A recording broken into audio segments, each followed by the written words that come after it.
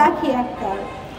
আমি আমার স্বামীর হত্যার বিচার চাই, এমন কঠিনত বিচার চাই। ওনারে যেভাবে কঠিনতভাবে মারছে ওনাদেরও এরকম শাস্তি চাই, জানি জঘন্য কাজ করার আগে 3 বার ভাবে যে এরকম কাজ আমি জানা না করি।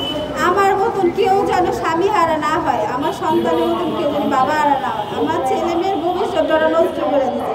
এখন আমি ছেলে মেয়ে নিয়ে খুব কষ্টে আছি, ওদের নিয়ে ভয়ে আছি যে ওরা যদি বাইরে যেতে পারতেছি না, ওদের নিয়ে কোথাও যেতে পারতেছি না। আমার হাজব্যান্ডের দোকান বন্ধ, আমরা যে কীভাবে চলবো, কীভাবে কী করবো একমাত্র আল্লাহ জানে।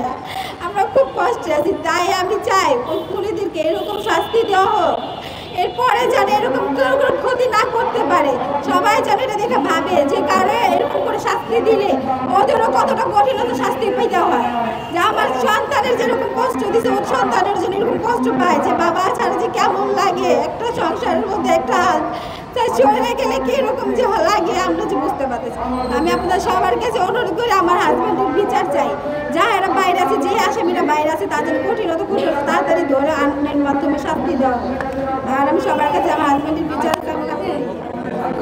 আর আনোয়ার হক রনি যে মূল কাফিলা আছে তাদেরকে তাড়াতাড়ি দ্রুত ধরা হোক। আর এখনো তারা বাইরে, আর আমরা খুব আতঙ্কের মধ্যে আছি আমার ছেলে মেয়েদের নিয়ে, যে আমরা ভয়ে বেরোতে পারতেছি না, ওদের স্কুলে নিয়ে যেতে পারতেছি না, আমার হাজব্যান্ডের দোকান বন্ধ, এখন যে আমরা কীভাবে যে করবো। আর আমি চাই, হ্যাঁ বলছি, ওর ভাইয়ার রনি আনার হক রনি মানে পুরো ভাইয়ার রনি ওনাদের সব মেয়ে এতদিন হয়ে গেছে। সবার কাছে অনুরোধ আমার হাজব্যান্ডের দ্রুত বিচার চাই, তাদেরকে তাড়াতাড়ি ধরে আইনের মাধ্যমে কঠিন শাস্তি দেওয়া হোক।